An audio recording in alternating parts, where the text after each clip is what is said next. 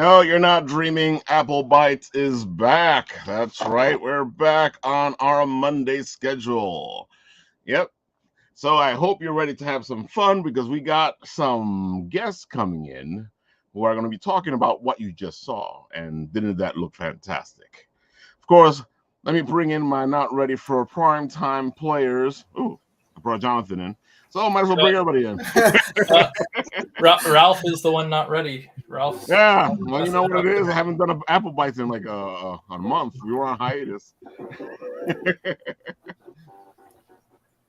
All right, guys. This is the crew downstairs, and these are the guests to my left. Right, left. Well, whatever's on your screen. Ralph, can I come up yet? You have Dimitrios and Jonathan from BlackBox Comics, and of course, they are going to be here talking about Dream Master, and of course, other things from BlackBox.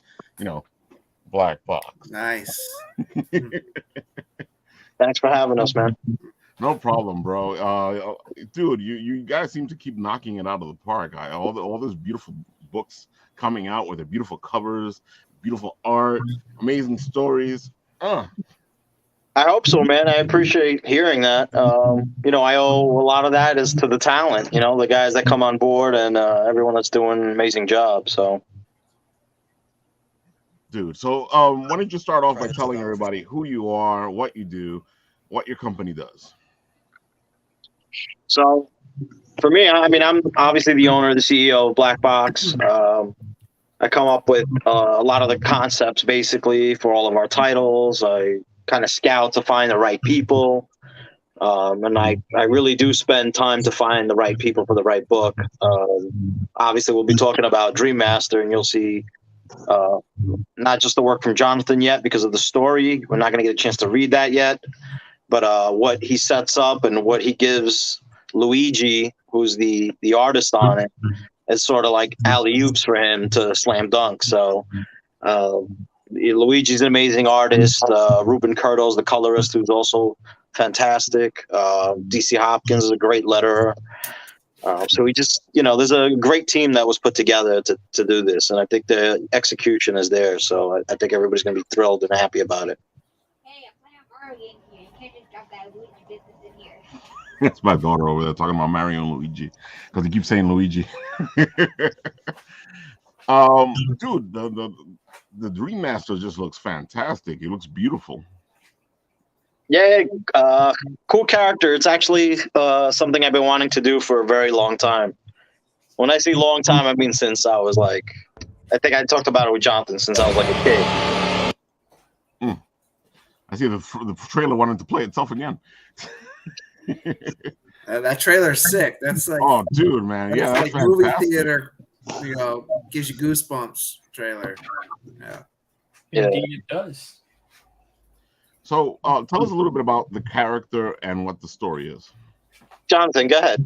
You're the writer. All right, yeah. Hi, everyone. I'm Jonathan Hedrick. I'm the writer of Dream Master, and the overall synopsis, elevator pitch is this man, our main character, called Dream Master, is cursed to protect dreamers from their own nightmares, because in this world, you can actually be killed in your nightmares. So the Dream Master, his task is to keep people from dying, because this evil entity that's out there, if she collects enough of dreamers' dead spirits, she can actually break into our reality and make what we know of our normal waking lives an actual nightmare. So it's just a really cool story where we get to play around with a lot of different settings.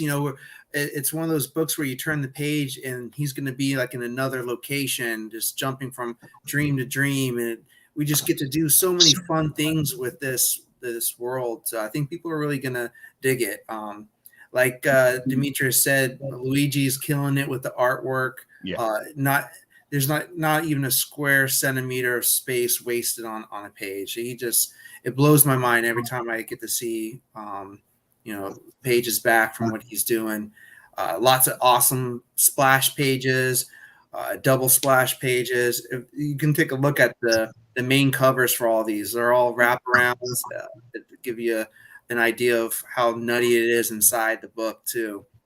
But yeah, I think a lot of people are going to dig it. It's a cool, like, it's grounded in horror elements with this like fantasy quest inside of it as well. So yeah, I hope people really dig it.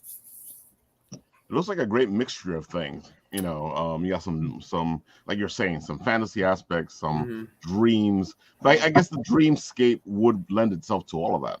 Yes, yeah, that's a good place to kind of really pull from a lot of different areas and go a lot of different places. It gets weird, and which makes it fun for me to write. We're not using the dreamscape as like a crutch where we can just be like, oh, and he saved the day by pulling out this item that we never mentioned before. It actually, there's rules that he has to follow, but it also has this really, fantastical, side of it as well, where, I just really hoping like every page turn, people are like, whoa, wasn't expecting that. That's always the great thing. Francesca Fantini says, hello, everyone. Yeah. That's my wife, by the way, my number one fan. Dream Master is an awesome book. I love it. Well, she would know then because she read it. Well, so my wife's an artist. She's very talented. She does a book called Steak at Scout Comics, and she's done Artemis and the Assassin with Aftershock. So I every time Dimitrios blesses me with seeing artwork from Luigi, I'm like, I gotta share it to someone. So I don't know if I would be able to not share that stuff because it looks fantastic. So to give like extra kudos to Luigi, my wife, who's extremely talented artist, I show her Luigi's work to her, and she's like, blows her mind. She's like, from another artist to artist, she's like, this guy is super talented. She said that he's a better drawer or artist than her. So that gives him a lot of credit right there. That's a great accolades, especially when it comes from another artist. Yeah, exactly. Francesca's awesome. So I don't know if you've checked her work out, but you should. She's definitely a great artist. Dude, with a name like Francesca Fantini, dude, that I'm like, either she's a superhero or something else. Come on. She's my superhero, and she's also Italian, like Luigi. So there's something in the water over there. They make good artists. Dude, well, the name alone has me sold, so now I got to go check out her stuff. Thank you. But yeah, this is a great example of what Luigi can do. This guy, this wraparound cover for issue 1. I mean, I feel like I haven't earned in my career as a writer such a phenomenal cover. And this is the A cover. It's like people this is usually like reserved for like that 1 in 25 ratio. This is what people are going to get. This is what's inside the book too. This is not like cover fodder where you get tricked and you open it up and it's something else. This is Dream Master right here on the cover of this book. This is just beautiful. It's funny. You actually get the feeling of the dreamscape. This feels surreal. As much as I like the noir look of the main character, this has such a feeling of where am I? Yes. Yep. And I think that was my goal in getting into like the real theme of this book is I wanted it to be the readers to feel like they're in a dream too. Like if you've ever woken up from a dream, you had that confusing feel to it, like something stuck with you, but you want to go back to it. So I'm hoping every time someone reads it, it's like a rereadable series. They see something else, and that Luigi's good at doing that too. There's going to be little elements you're not going to notice from before. Is a big source of inspiration. His art is just incredible. I have to agree. It's amazing that he can actually capture the essence of the book Yeah. in his art. That sometimes you have a book and you go, okay, cool, but he's actually capturing the essence of what it is in the art itself, and you're like, dang. Yeah, and he's so humble about it too. He's just like, you guys like this? I'm saying that as I'm like reading it. I didn't want to do like a Italian impression, but yeah, he's humble about it, and I can tell he's enjoying this just as much as I am writing it. So I think him and I have a great like writer artist relationship going on with this book. And when you read a book that when you have that cohesiveness between those two, you can feel it when you're reading it.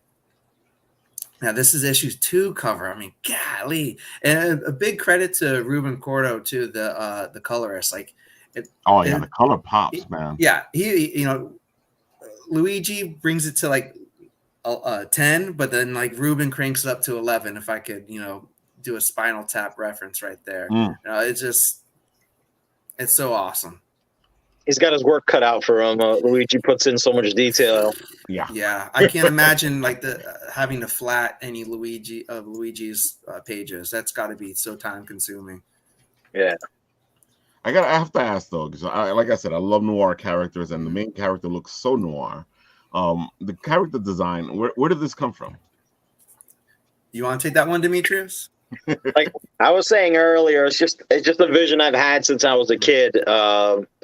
That I just wanted someone who was in the dream world. I mean, and I don't know where the inspiration came from. There could be so many things, from Freddy to, I don't know if you guys ever saw the Ghostbusters cartoon with that nightmare character with the big head.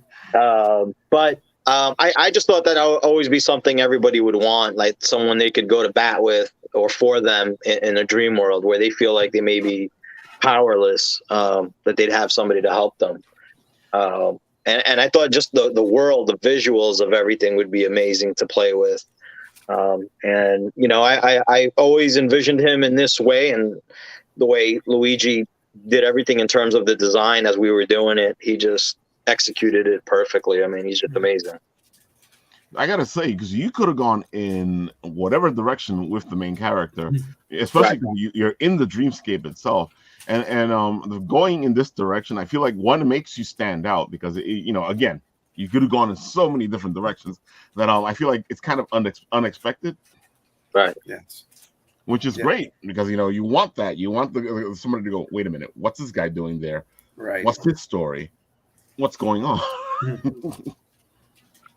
And I feel like it lends itself to all this beautiful stuff that is being done by the artist. Yeah, absolutely. I think his look.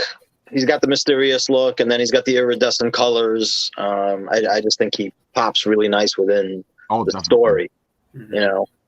See, Trent agrees. That art is amazing. Thanks, Trent. But I mean, every time you look at Luigi's pages or his covers, the more you look, the more you'll be like, oh, I didn't see this before. Exactly. He just adds so many little things within it, and you'll see more and more as you continue to look at it in the background, or it's hiding within something. And he's really done a great job. And I'm happy because all the guys are enjoying the book. Every time we talk in chat, I love working on this book. So for me, it brings a lot of joy to me to hear that. The funny thing is that I didn't even see this on your site. It popped up on my feed somewhere else, and I was like, "What's this?" Good. I followed the arrows. I followed the rabbit hole, and I was like, "Oh, it's from BlackBox. Oh, this is so cool." And because it was like coming soon. Tell your distributor. Go to your local comic store. Order it now. I'm like, ooh. So that says a lot there that I didn't see it off your feed first. Yeah, that's good. Yeah, that's cool. We want the word to be going out there, going, all right, guys, look, there's something coming. And it was cool putting everybody together. Like Luigi's, I've seen his work for a while, and I constantly was thinking, well, what am I going to put him in? What am I going to put him in? And then I always had this idea in the background that I still had to work on. And when I finally got to it, I'm like, Luigi's so perfect for this book. And then I needed to find a writer And it just so happened, this guy, he has a show called Comics with Bueller. I don't know if you know him. Mm. He has a great show on comics, and nice guy. And he's like, hey, I got this guy, Jonathan, really good writer. He's like, you got to read it. He did the recount, and real great guy, and he put us in touch. And we hit it off ever since. So, I mean, I think, it's going to show in the end, the result of what we did, how well we all got along and the execution to it. Dude, one of the things they say is that if you can get yourself a good team together, you got that good chemistry going, that's going to bleed onto the book. Right. Right. One of the first things, as a writer that you want to do is find yourself someone you gel with as an artist, so the book can have a good future. Absolutely. Yeah. And I've been lucky to have that with several other titles that I've worked on, like Devil's Dominion. I worked with Brian Hawkins. That's my guy right there. We've been working on so many titles together, and we just got great chemistry when we talk about these things and how we want to get to point A to point B. I worked with Jay on Gin Hunter, so many others. I mean, everybody's just been great. So it's just great to have that. It's very hard to get it. I have to admit, you can see it in the energy on BlackBox Comics. It has this thing, and I know we were at Terrificon, and I was telling you, I was like, dude, there's just this energy around you guys. There's this buzz happening, I hope so, man. I mean, that's good to hear. For me, it's a slow process, right? It's a long-term game. We're putting out more 1 or 2 books at a time, and my focus is quality and delivering something unique. And I believe pretty much all our titles are unique to most of the stuff that's out there. And so we don't want to just put out 20 books in a month and it doesn't mean anything. I think the books we put out actually mean something, that the quality's there, from writing to art, colors, letters. I mean, everybody is like at the top of their game, I think. So, it's just got to be done the right way. I agree, and I also feel like what you're doing is that you got books for everybody. They're not all the same type of books. You got some superhero, you got some fantasy, so you got some horror, you got some. It's a nice plethora of books. Yeah, we have some grounded books. We've changed it up, so you want people to have options. Everybody's into something different, Well, lately what you've been seeing is a lot of these companies are like, well, we're just going to do this or we're just going to do that. You know what I'm saying? Yeah. I mean, a lot of companies are trying to stick to like dark or horror. Mm-hmm. I think, the sales are probably there maybe when they're doing their research. But, I don't want to be cornered into just one part of the market where I'm just known for this. Like, I want to be able to expand and do everything well. I'm sure we'll have, certain titles that are going to stand out. But I want to be able to provide things that give a different perspective, just hit things that we've never done in comics possibly before. So, I think that's where we are as a company. It's important, especially because, it's the way things are now. Everybody's everywhere. Nobody has a genre, or they don't have a certain thing that they want to do. They have like a bunch of different things, and they're looking for in a bunch of different places to get those appetites quenched. Yeah. Especially with the indie market, you're like, oh, I want this, and so I'm going over here to get it. Then I want this, so I'm going over there to get it. Yeah. But yeah, I mean, like we mentioned, Devil's Dominion, Gin Hunter, which is more like urban fantasy, and then Gin Hunter is more high fantasy. We have like IT and Militia, and even Cyclist, I would say, are more like grounded material. And Dream Master obviously takes you into like a horror fantasy world. So yeah, I mean, and there's a lot more coming. I mean, I have the next 3 years already planned out in terms of titles that are coming out. So I've been busy. Well, that much I know.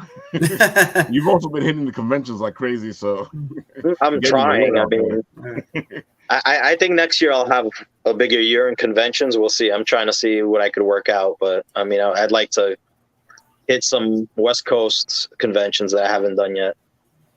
Right now, what looks to be your next convention? I haven't solidified anything yet, but there's possibly one in Scranton, Pennsylvania, Scranton Comic Con. Okay. It's November 11th and 12th, I believe. I'm just waiting for them to provide like confirmation. And then next year, I mean, I'd like to hit, San Diego again and WonderCon, C2E2, Emerald City. I haven't done yet. I'd love to do that. MegaCon. That's Jonathan's kind of. That's my home con right there. Yeah. So I mean, hopefully, I get together with some of the people that I've worked with and do the shows with them. Hopefully, we'll see. We'll see. I'm excited though. That's the fun thing about the conventions, though. Is like, okay, we'll go over here. I'll see this guy. Go over there. I'll see that guy. Yeah. Yeah. I mean, like I said, I've been fortunate to work with a lot of great talent and great people. So getting a chance to meet them would be cool, and sit down and kind of work together at the booth would be fun, I think. Are you going to hit New York Comic Con as a fan, or? I'm not sure if I'm going this year. I didn't plan in terms of a booth. It's possible I might stop by for a little bit, but probably next year I'll probably go and set up. Makes sense. Yeah, it totally makes sense. And was this your first time at San Diego, or? I did San Diego. I believe it was 2016. So that was when I first came out with the first title, the first issue, and I was kind of like, that's a way. Yeah, I mean, I was so early in the game, trying to still figure everything out. But I went and did it. I mean, I didn't care, whatever. And I also did C2E2 at that time. So it's time to circle back and go over there again.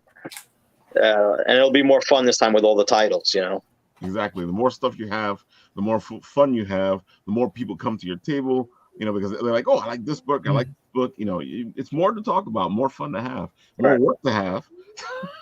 Yeah. I mean, it's also about, because we just passed 5 years in March. So where I was then and where I am now, and what you get to talk about with the fans, and even how you absorb everything and then present everything changes, right? Because you're learning as you're going. So it makes total sense. And that's the whole thing about this business, is like you're going to learn as you go. Right. And the big thing about it, as you know, because you're already doing it, is the hustle. Yeah, you can't just let it lie on its laurels. Constant, man. I mean, I'm up all day doing social media and thinking of the next new title, and it doesn't stop for me. And Jonathan, are you going to be hitting any of the cons coming up? I pretty much hit all the main ones for this year, except for one of my real local cons in the city I live in Melbourne, Florida. They have a show. I'm looking at my dry erase board right now. It's behind. So if I look like that's what you got to do. Yeah, I have a dry erase board with all my projects, interviews, signings. But Melbourne Touring Comic Con, August 16th. It's run by one of my favorite local comic book stores that treat me well. So shout out to Famous Faces and Funnies of Melbourne, Florida. Longtime supporters of me, and I've been a longtime supporter of them. But yeah, I'm gonna hit up that con, and then I want to really hit like 4 or 5 of like the bigger named cons next year. I did a lot of like smaller shows and cons this year, because the cons are still coming back from slowly. COVID. They're still not there yet, but I want to hit less smaller cons and just save that travel expenses for like some of the big wham jammies out there. Like I want to get to New York Comic Con, C2E2. I've been there as a pro, but not a table. I didn't have a table there. And some of the maybe Emerald City as well. Kind of like East Coast, Midwest, West Coast. Try to diversify. I've been all over Florida and some of the other southeastern areas. But I know there's other people waiting for me in some of the other states too. Yeah, it sounds like you're doing the hustle as well. But you've done your own stuff as well, so this is not new to you. Right. Yeah. And to echo what Dimitrios, was saying, I wake up and it's comics, all day long. I'm either promoting or thinking about the next book or brainstorming, or I'm writing, project managing. And that's one of the best parts about working with BlackBox is me not having to be like the project manager. I love that Dimitrios gets to have that burden, but he does it well. And I think that has been one of the coolest things about this project for myself, is like going up that level of, hey man, I think you'd be good for this project. Here's some money to write the script, and let's talk about it. A full comic book together. That's like, what was a cool like check box on my like comic book career path. Because up until then, I was flipping the bill on every single comic I wanted to write. And it's when you have that passion, you don't let anything stop you. And maxed out credit cards, 401k gone, all that stuff to make that comic book that people are like want to wheel and deal with me at a show. Some people don't understand the hustle. Dude, I completely understand, because I've been trying to get my book out for like a while now, and it's just a lot of money that you don't have, and you don't know where it's coming from, and you don't know how you're going to pull it off. So I completely understand. Yeah, I just take it out of my own hands, accept what I can do, and just keep on plugging away at it. And it's been I've been doing the comic book since 2019, and several published books, and more to come. And I get to work with a lot of amazing people, so I'm really blessed. So let me ask you both, because I know there's a lot of creators out there who are trying to do their own thing. How do you work this? How do you make it happen? Because like we were just saying now, sometimes finding that money, it's like pulling teeth. Well, I guess it all depends on what aspect you want to put into the comic book making process, and understanding the streamline effect of it all. For myself as the writer, that cannot draw, I have to write the script, which is the easiest part most of the time, and then you scout out an artist, and you pay their page rate, and hopefully you'll get the pages back. And then if they're not doing the colors, you have to find a colorist. And when you get 5 pages from your interior artist, you pass those to your colorist, and then now your interior artist is working on page 6 through 10. When you get those 5 pages back from the colors, you pass them to your letterer. So it should be a well-oiled machine, but then you have to think about, you're dealing with everyone that has their own lives and, to live. So I would tell people that are just wanting to get into it, focus more on what your craft is. If it's writing, if it's lettering, if it's coloring, and make sure you're good at that first, and then try to put all those other pieces together. Follow other creatives on social media, see what they're doing. That's the biggest thing, learn from others. And you have to be reading comic books. There's so many people out there that I know that want to be in comics or are making comics, but they're not reading comics. Keep your pulse on the industry. I've had people pitch ideas to me. I'm like, there's already a comic book like that, dude. Someone already made it. It's called Teenage Mutant Ninja Turtles. Come on, man. But my turtles are named after rock stars. Yeah. Come on. Mine aren't ninjas. They know kung fu. Exactly. Oh, okay. But it's like it's kung fu heavy metal turtles. Yeah. Right. So it's a lot, but if you love it enough, you're going to do it. So, and there's don't go into it thinking it's going to be the next Marvel Cinematic Universe. My first comic book, that's all I had. I had one single one shot, and I was putting it in my backpack and going to comic book stores and asking if they wanted to buy copies at cost. I'm not trying to make any money off of it. So that you got to beat the streets. Again, the hustle. Yeah, exactly. Like selling mixtapes in the back of your trunk at Walmart. Yep. I'm serious. Whatever you got to do. So let me ask this. What has been, for both of you, the most eye-opening experience you've had? Ooh. Dimitrios, you want to go? I was rambling for a while. I mean, for me, everything is sort of eye-opening because I came from a different industry. I came from banking. So I constantly worked in the corporate world. So coming into this, it's just a different beast. One of the things you have to do is to motivate yourself. And that's something I give credit to a lot of writers, artists, everybody that's involved in this field, because you got to get up and really be ready to go. It's not like having a 9 to 5 where you got to be somewhere. I mean, everything is set for you. There's a desk and chair probably waiting for you. And it's just a different mindset. So for me, like I said, coming into it, I had to get used to working from home. I thought that was a little bit of a challenge in the beginning. Interesting. Yeah, I'd say eye-opening thing for me was just how around the clock this business is. Now that with technology, how it is now, there's someone that could be working on your comic book at any time of the day. Yeah. So for me, I wake up and I'm checking messages from an artist that's on the opposite side of the world. And I better answer his question, because if I don't, he's going to go to bed and I just lost another day of productivity.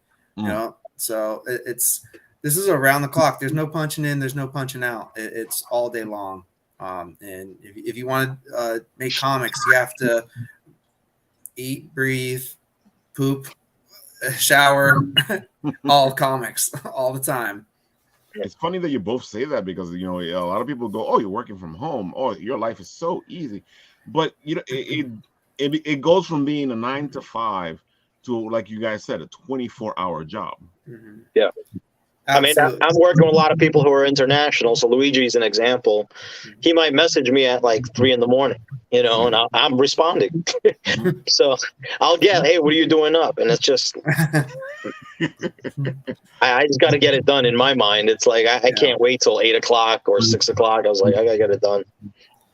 Yeah. So and for me, I still have a full-time job outside of comics, that's occupying 40 hours of my week. So it's that on top of, comics, I get off my day job, and sometimes they bleed over on each other too.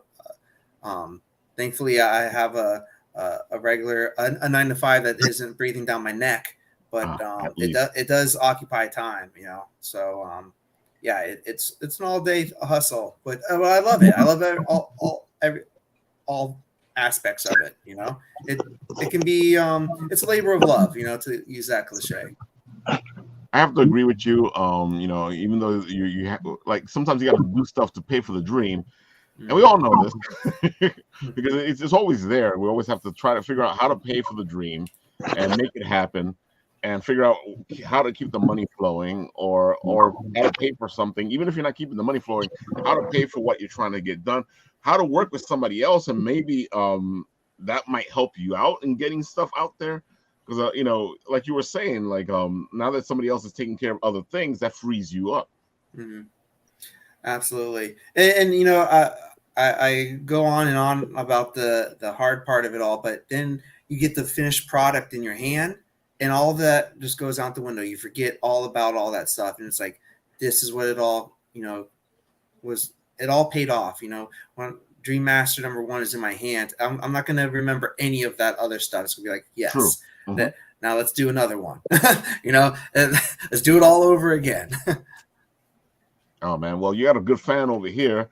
Jonathan's versatility to go from one genre to another and make it perfect is impressive. He's really talented. I didn't write that for her. Just to let you know. Listen, nobody knows better than her, right? Right. Exactly. She's just telling the truth. Right.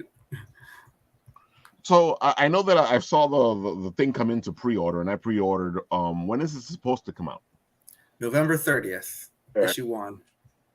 And I already saw the pre-order for issue 2 come Yep. into my feed, so I'm like, okay, that was quick. Yep. Yeah, that's with comics, most publishers, you're gonna issue 2 and 3 are probably being solicited before issue 1 even hits the streets. So that's why we're like, pre-order it now, let your comic book store know now, because if you don't do that, you pick up 1 and it's a banger and you love it, and they didn't know to order number 3, it's like, Yeah, I miss out for sure. Yeah, and that's the classic thing about going to your comic stores is sometimes, especially like, because you can always try to luck out and see if you can find the book when you go to the store itself, but your best bet is usually to pre-order the book. That way you get it, and you get a chance to actually have it in your hands and read it. Even though it's fun, like we all know, to go to the comic store and see what we can find. There's times where you don't want to do that. Exactly. Yeah, you don't want to miss out. And I see a Trent's comment. He's ordering multiples. That's my Sometimes guy. that's what you got to do. Yep.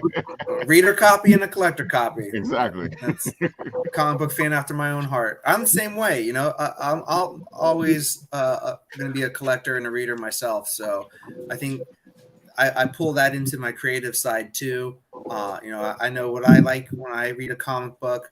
I enjoy the experience of going into a comic book shop and seeing the covers and just flipping through it all. It's an experience. So I put that passion into the writing. Right. Especially with Dream Master. Dimitrios, I have to say, it's impressive. That you got a schedule. You're getting these books out. You're keeping. Everything's flowing, moving forward. And I know a lot of people are going the direction of Kickstarters, but you're actually getting the books into the stores, and they're coming once a month. That is not easy. No, it's not, because the pressure on me. We're doing 5-issue arcs basically, right, for each volume. So the pressure is on me to constantly have a new title.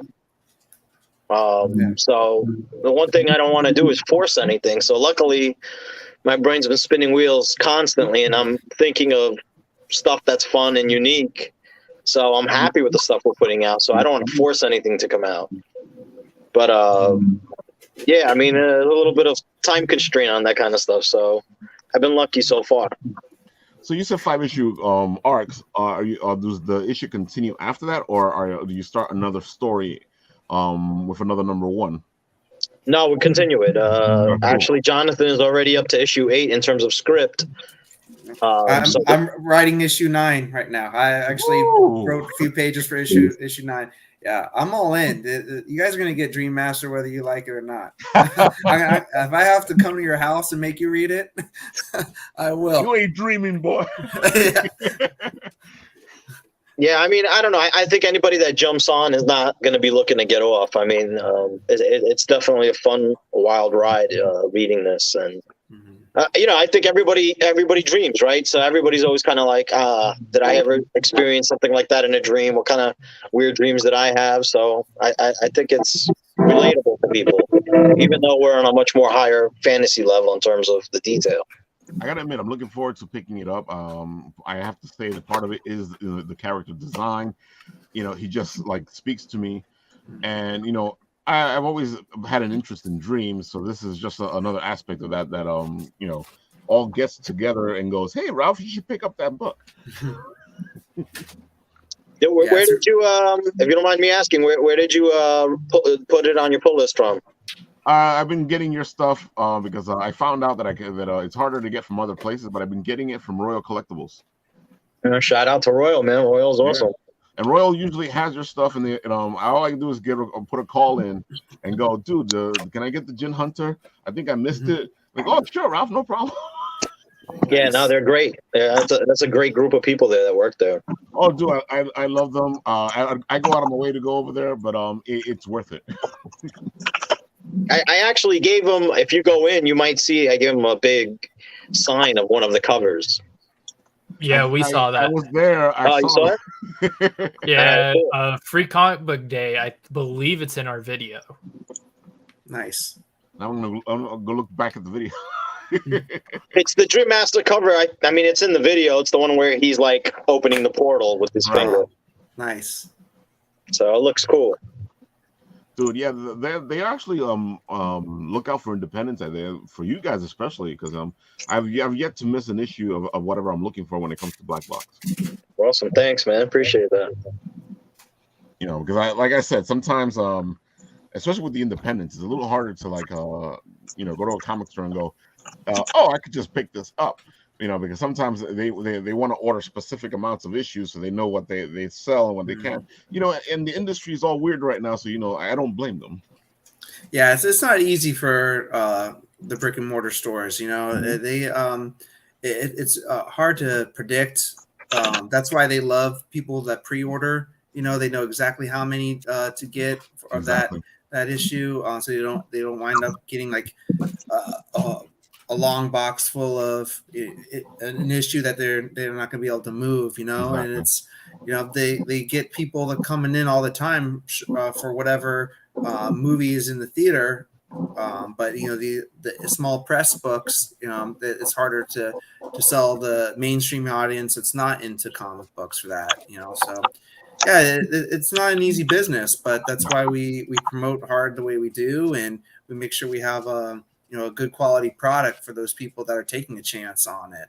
You know, it's got a catchy cover, and I like to say with comic books, artwork gets you in the door, and the writing keeps you there. So you know, we can get someone to pick it up for the cover, and then they can actually read it and see that this is something that hooks them. You know, then we got something right there. That's definite. And you're doing a great job, Dimitrios, of getting your books out there, because when I did go to other stores, I did find an issue or two. I just didn't find the issues I was looking for. You know, I was in Midtown Comics, and they had like issue 3, and I was like, okay, but I need something else. Yeah, I mean, for me, like when I'm working on these titles with everybody, I mean, I take a lot of pride in it, and I work hard. As well as everyone else, and I just want to make sure at the end result, it was worth it to everyone. You know, the time they put in, because I know they walk away proud. You know, like Jonathan was saying, like, I can't wait to get in my hands because it's all worth it in the end. You know, and I think that means a lot. And I think as a creator too, you have a responsibility to provide retailers with the best product you can, because they're taking a chance on you. Exactly. Right. And I think sometimes people don't understand that, you know, they have their livelihood on their line, right? They're a business, and they need to be able to sell your product. They're happy to support you, but you need to execute on your end that you're putting out a quality product. And I feel like, you know, one of the things that we need to do is make sure we protect our local comic stores, because, you know, I've seen a lot of them fall over the years, you know, and especially after the 90s when everything fell apart. You know, there were stores that I was going to for ages that were just gone in a second, you know, and, you know, you don't want that. The good thing is that a lot of the comic stores are beginning to figure out that they need to be more than just comic stores. Yeah, they need to adapt. I mean, it's definitely changing, right? Some of them are offering a lot of drinks and lunch and snacks. Exactly. Online sales. Online sales. Doing Instagram Live. You know, all these kind of things. So you need to use every avenue possible to bring people in. Or even bring in the community into your comic store, which is always a good idea. I've seen some comic stores do have the kids come in so they can create their own comics, or that's cool. Have a reading day, or you know, that's important, because I feel like our industry forgets about the young reader. We're so busy trying to capture the readers that are still there, or the readers that have come in but they're older, that we forget that that's where we need to put in the mindset, is the younger reader who's going to be like, I want to pick up a comic. Yeah. Like, I don't know if you guys know, like Pulp 716 Comics in Upstate, they have a jar where people leave change to get the next kid his first comic. So I think things like that are awesome. You know what I mean? And you start to bring in new readers, and The first experience was a free book, and most likely or hopefully they'll be back for more. Yeah, I mean, I can echo that. We need that other generation, or this, the comic book industry will die. I intentionally wrote an all ages comic book that came out earlier this year because I wanted to put, that stamp on, that I'm doing my part as a creative to make sure that this is going to live on, we can hook kids on that paper, experience of reading a comic book, then, it's going to live another generation. And it's an amazing experience because nothing beats that having the book in front of you. I've tried this whole digital stuff, and I'll buy a couple of digital books, but I feel so weird. Well, I mean, there's a lot of good things to say about the digital aspect of comic books too. It serves its purpose. There's people that are all pro digital 100%. There's the diehards for print. But I'm one of those where I want a physical copy, but I want to read it digitally. I want the best of both worlds. But we want people to also still read print too, and collect print, because there's a lot more we can do with that side of the industry too. When you have that iPad in front of your a young mind, it might be easier just to go on YouTube and watch Baby Shark for the millionth time, but so it's like, can we get them to do both? Here we go. Trent says, absolutely, we built a kids section in ours. Love the idea of leaving money for the next kid. That is a great idea. I used to work in a cafe, and people would come in and leave change so the next person could have some coffee, or somebody who didn't have money could come in and they would get a coffee. So I love the idea. I love the pay it forward thing. Absolutely. Yeah.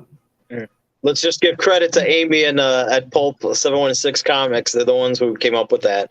I thought it was a great idea. That is a great idea, and especially because comics are so expensive now. Like when I was a kid, it was like an easy thought. I can buy for $5. I can buy a couple of comics, some candy, and probably a drink, and some chips. Yeah. Now you can buy a book if you're lucky. Yeah. I'd save my lunch money up all week long. At the end of the week, I had just enough to go buy some comic books, a slice of pizza, all that. I don't know how they do it nowadays. I don't know. I don't know, man. Dude, man, like and it's funny because it's like, and like some of the lowest costing books are about $5. I've seen less. I've seen $3.99 and I've seen $2.99, but usually it's about $5. And I'm like, what kid in their right mind is gonna plop down $5 for a book? Right. You got to make it worth their while, like we were saying. Got to make sure that they take a chance on it, that it's quality. Give them their money's worth, and then some.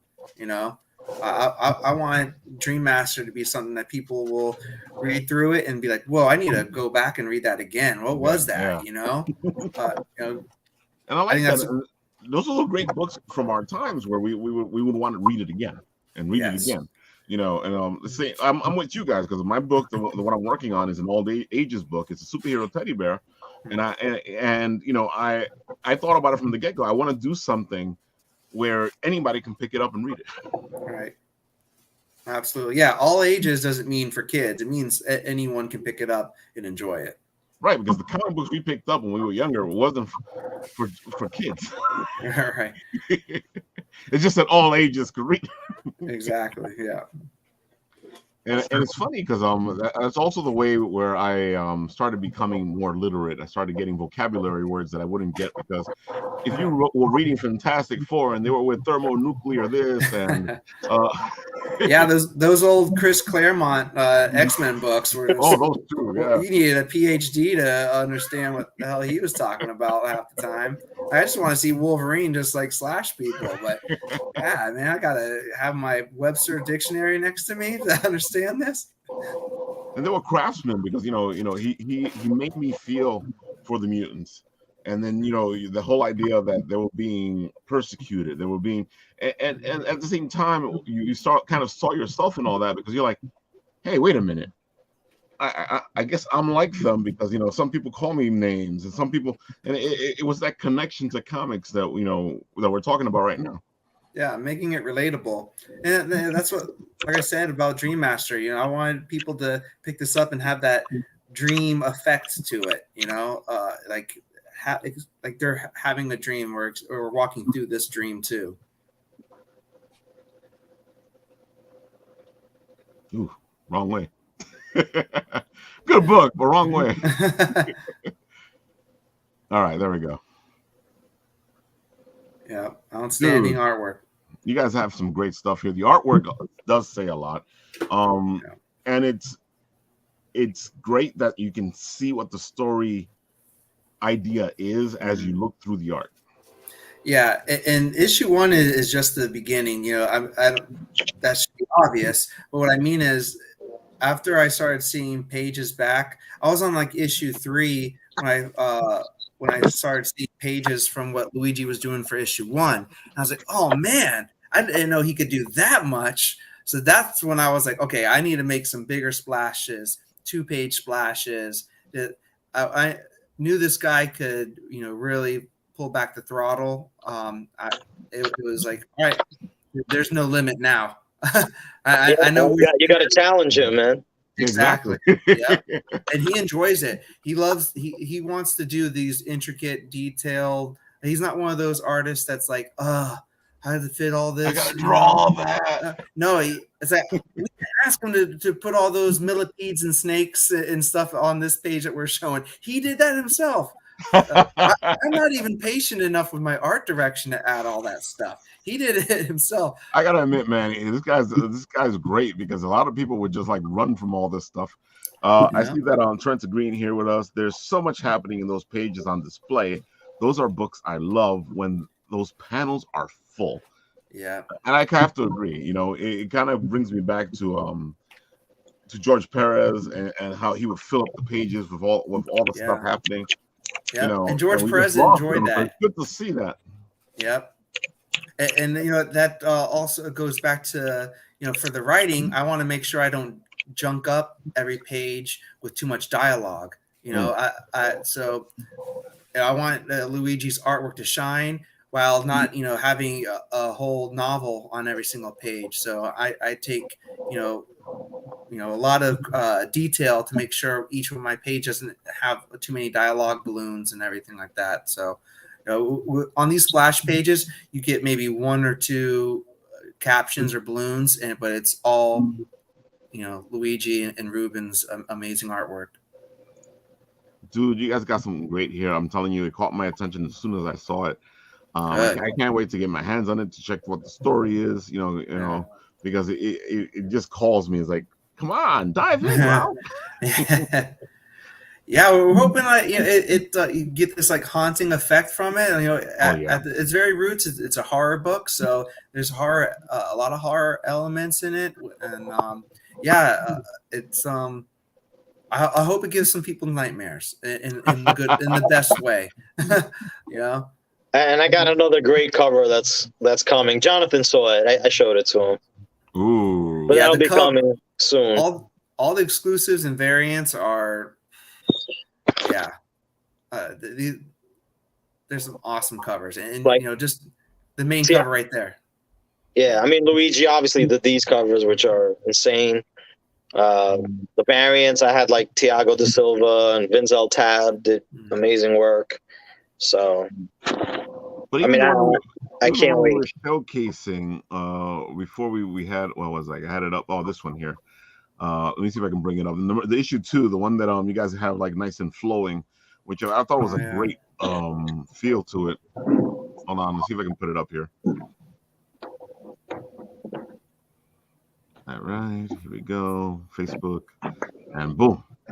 Ralph, we need some BlackBox characters on that wall behind you. All right. I should put some stuff. Right now, I have Christian Angel's beautiful artwork back here.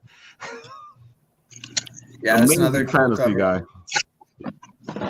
Dude, this thing here just like stands out. It's beautiful, man. Yeah. That's Fabrizio Costantino. He's the one who worked on Gin Hunter. I thought the art looked familiar, and I like the flow you have here. Like, let me play it. Oh, look at that.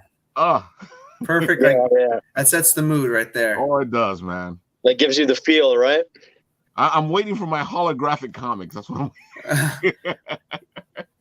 So you can hold it, and it's like, oh, look at that. Yeah, I mean, I'm playing around with all the options. I mean, I was talking with Jonathan about lenticular covers and holofoil covers. We'll see what comes out. I gotta admit, some of your stuff would look fantastic with a foil cover or a metal cover. Yeah. Definitely. I've done foil for some of the other series, like Gin Hunter, Devil's Dominion. I haven't done metal yet. Maybe this one.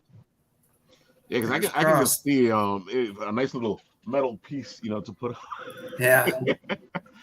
And the good thing is that you don't even have to make the comic all metal. You can just make the print metal, and that way people and make it a comic size, and people put that up right in a minute. Yeah. So guys, Dream Master, I hear you, Jonathan. You're already all the way to issue 9 in your writing, so that's a good sign. That means that we should support this book because there's a lot to come. Absolutely, yes, I think people really dig it, especially the diehard indie comic book community. I think it's right up their alley. I agree. There's a big horror genre, reading community inside the indie comic book community. So it hits a lot of the good notes, and it's so fun to write. You're learning who this character is while he's learning who he is too, which is an awesome way to write a character. You don't know more than what the character knows too. So you're on this journey with him as he's like jumping from dream to dream, and you don't know where you're going to go next, and neither does he. So that's a cool, ride to be on. Well, it's always great, because you're learning about the character as the character's learning about the character, and it kind of evens everybody out. And you're like, oh, okay, so and then you're getting revealed stuff revealed that the character doesn't know. So you're both like at the same time. It's just been a lot of fun to write. If Dimitrios fires me tomorrow, I'm going to keep on writing it. It's just going to be fun. Even if it's just fan fiction at that point. That's when you know you're hooked, man. I know what you're saying, because there's a couple of characters and books that I'm like, I wrote some stuff for you guys if you ever want. Right. But it's really good. Yes, please, everyone that's watching, pre-order Dream Master. 1 and 2 is available for pre-order now. Let your LCS know. They would appreciate that, and so would we. And it's coming off another hot book for us. I mean, Ninja Kaiden is the book that's out now. And Eric Palicki wrote that. It was a great guy, great writer. So I enjoyed working with him a lot. And Lucas Mayer was the artist on that. He's working on a Titans book for DC right now. Nice. But they did such a great job on that series. So we're continuing Ninja Kaiden. We're already on volume 2. And issue 5 comes out at the same time as Dream Master 1. Nice. So that's a nice little switch up right there. I like from one great book to another. Yeah, you constantly, like I said, you constantly got something going. You guys constantly got something. And as a comic company, that's exactly what you need. Because I know some companies go here. Yeah, here. Well, the good thing about the flow. The good thing about comics is, you get people that are sure they're fans of certain creators, but they can be diehard fans of the publisher too, and they're like, exactly. Just put on hold of everything. Put whatever that publisher coming out, put that in my pull box. So that publisher is constantly putting out, bangers. That's a perfect way to do it.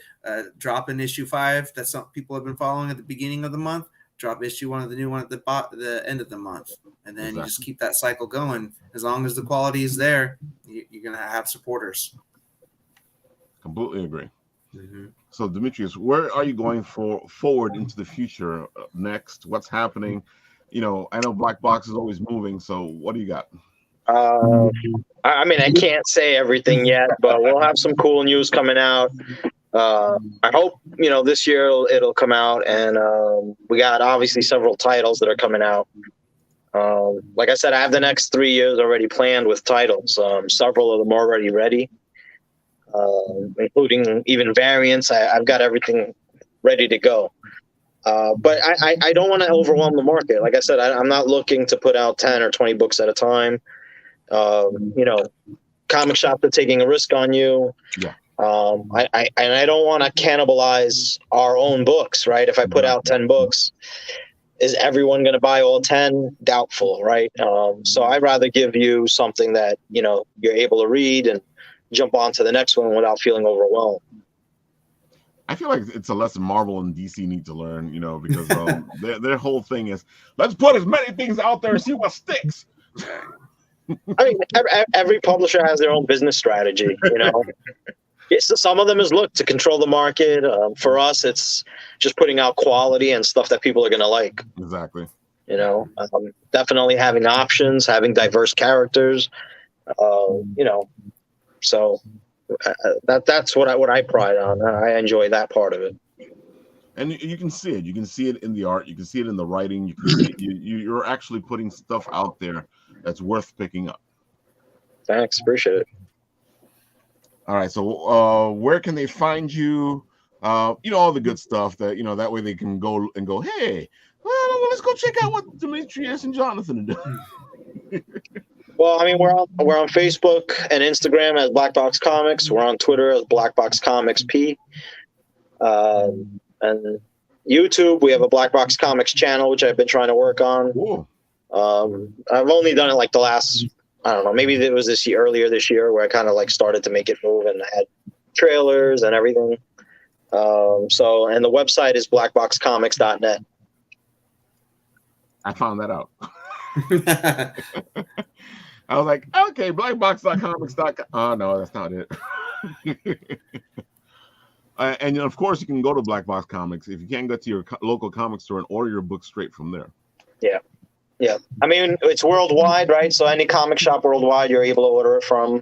And I always prefer people to go to comic shops. Exactly. My support is coming from comic shops, so I try to support them as much as possible as well. Definitely. Your local comic shops do a lot, keep them alive, keep them going, because, once they're gone, they're gone. Right. Oh, man. Hopefully that doesn't happen, right? Exactly. Yeah. That's what we're trying to avoid. And you, Jonathan, where can they find you? Where can they hit you up? I'm on the 3 major socials: Facebook, Instagram, and Twitter. I also have my own website, jonathanhedrickcomics.com, and you can find links to all those platforms from there. I also have I keep a list of my signings on there, news. I have a web store, things like that. So it's that's the hub, and then you can go branch off from there if you want to. Okay, and the wife with the fantastic name, Francesca Fantini. Where can you find her? Yeah, she's on all 3 of those. I believe she has a TikTok too. Yeah, she's on Facebook, Instagram, Twitter, TikTok, and Francesca Fantini. Are you dancing in the background? No, I haven't been. I'm not on a TikTok yet. Not yet. Yeah. I feel like a guest starring is going to happen. Yeah, we're probably gonna do something fun one day, just to dance and draw, right? There you go, exactly. Dance and draw. Dude, can you dance and draw at the same time? This should be good. I'm sure Francesca can. I can't draw. People have asked me. People have come up to my table like, can you do a remark on this cover? I'm like, I'm not an artist, but can you still just do one? Like, okay, here comes a crappy smiley face. Trent says her art is incredible. Yeah, go check it out. Yeah, it is. Well, hopefully she'll get a chance to do a Dream Master, one of those sketch covers. Can't wait. Yeah. That sounds like something to look forward to. I'm saving up my money to commission her to do a Dream Master sketch cover. She doesn't work for free. That's for sure. I may be her husband, but I'm gonna pay too. Nope. That's the way to be, man. You got to support the arts. Come on. Exactly. You don't go this far, by for free, you know, if you're good at it. Exactly. All right, Nathan or Jordan, what you got anything to say over there? I do, actually. Oh, cool. So, a few times I've been on here, I go to support people. I've been having this sit up. The train says. Yeah. So I've been having to sit across from me for a few minutes now. But since I don't have local comic shops,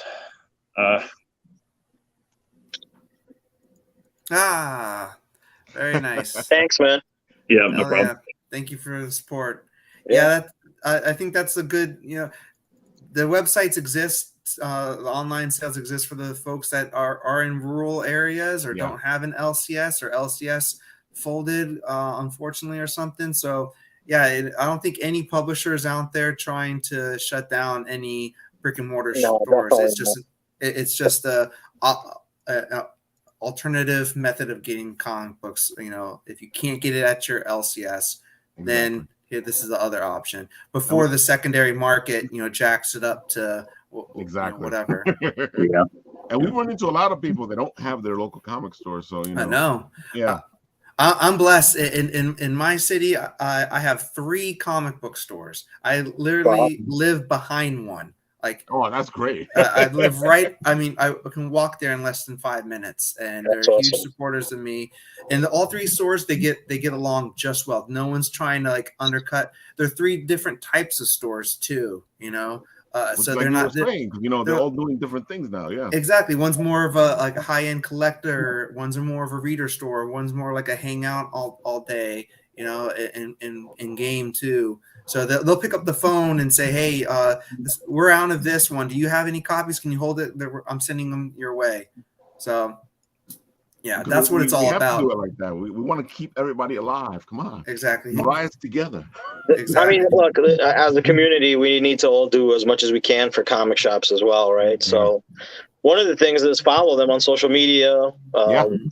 Give them a shout out on your videos or interviews or whatever. So wear their I always try t-shirts. to do that. I always try to do that. That's me. See, it's important, man. It's important. There you go, both. Yeah. Support. You know, like you put it this way. It was so easy before, you know, before all these comic stores closed down, for me to go to my local comic store. Yeah. Now, it's more like, how far do I have to travel to go to the local comic store? When I launched my first title, I don't know if you guys ever read IT, but it was, you know, the first title that came out in March 2017. And I walked into my local shop. It looked like I owned the place. They put my book all over the walls, on the glass, and local creator, and as like my name was everywhere. And I was like so happy, blessed that they were so kind to do that. I mean, it was a great feeling. Yeah, I can appreciate that same thing. I have people that go to my comic book stores and they have every single cover of any book that I ever did. They're that loyal, and I do it, you know, for them. You know, I do it for the people that have trusted me to give them a good comic book. You know, so. By the way, that was Silver Age Comics, Raph. I don't know if you know them. Silver Age Comics. They sound familiar. Oh, okay.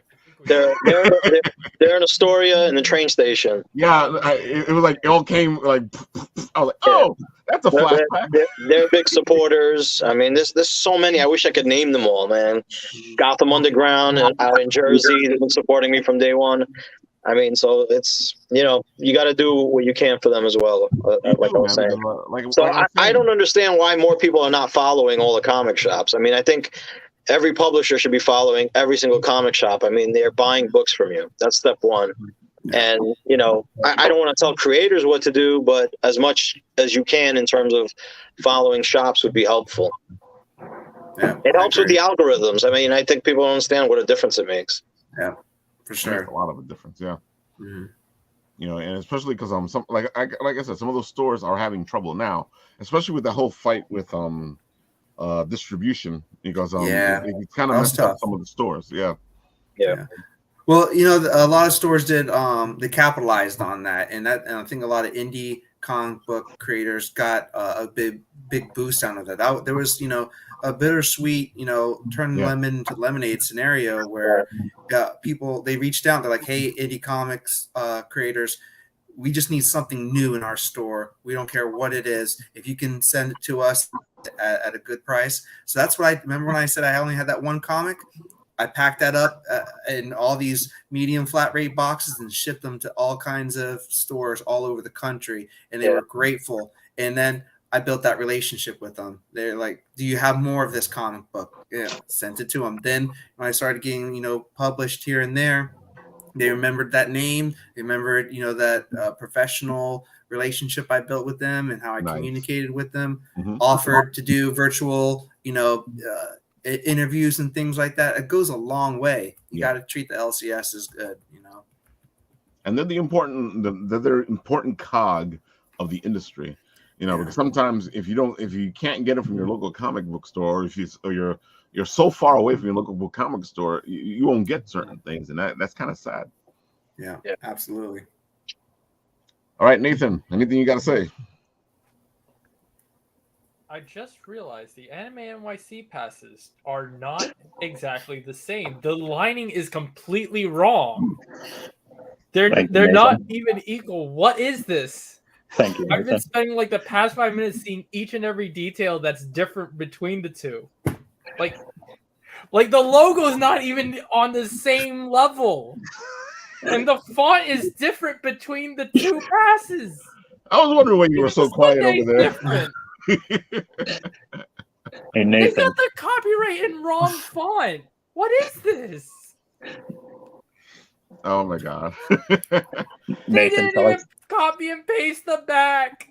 Shall I say it for you, Nathan? Since you're going through a crisis, Sure. follow Flooshmallow. Oh, thank you. You guys follow Flooshmallow. She's our girl Shen. She does amazing art. Go to her Instagram and follow Flooshmallow. I just like saying that. It's a nice thing that pops out of her. Oh, okay. It's like a woosah. Exactly. Flooshmallow. All right, guys. This has been Apple Bites. Make sure you hang out with us every Monday at 7:30 p.m. Eastern Time, and get all the comic funness that happens when the industry hangs out and other things, like cons and TV shows, and you know what I'm talking, all sorts of geekery. Yeah. And unlike, just so you know, we have a signing at Royal, by the way. Ooh, on the 12th, on October the 12th. Oh, cool. Okay, you might see us. October 12th.